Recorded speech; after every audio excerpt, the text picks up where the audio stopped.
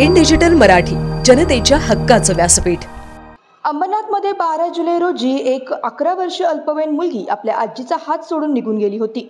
दिवसभर इकडे तिकडे भटकत अंबरनाथ पोलीस ठाण्याच्या हद्दीत खडी मशीन बुवापाडा येथे तिला एक 13 वर्षीय विधी संघर्षग्रस्त मुलगी त्या ठिकाणी घेऊन गेली असून त्या ठिकाणी एका रिक्षात मुलाने जबरदस्ती संभोग केला।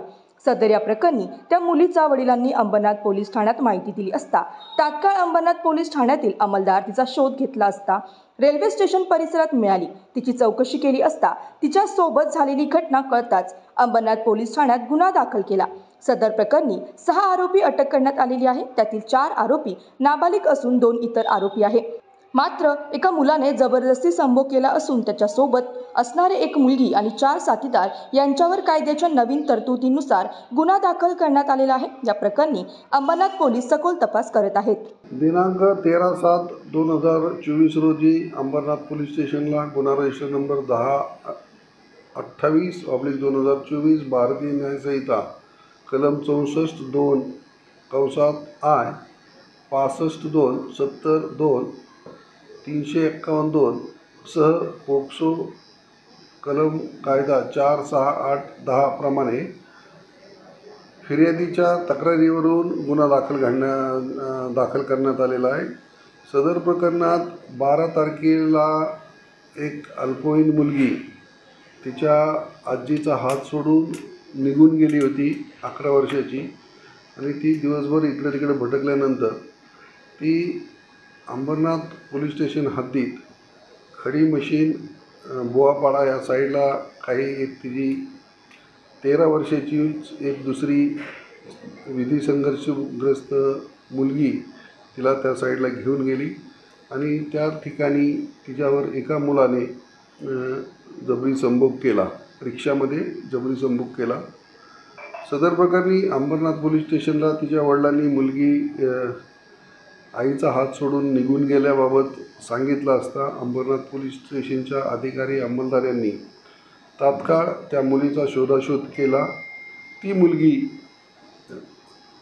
स्टेशन परिसरात मिळून आली आणि तिला चौकशी केल्यानंतर हा झाला प्रकार त्या मुलीकडून समजल्यानंतर तात्काळ गुन्हा दाखल करून सदर प्रकरणी 6 आरोपींना अटक करण्यात आलेली आहे।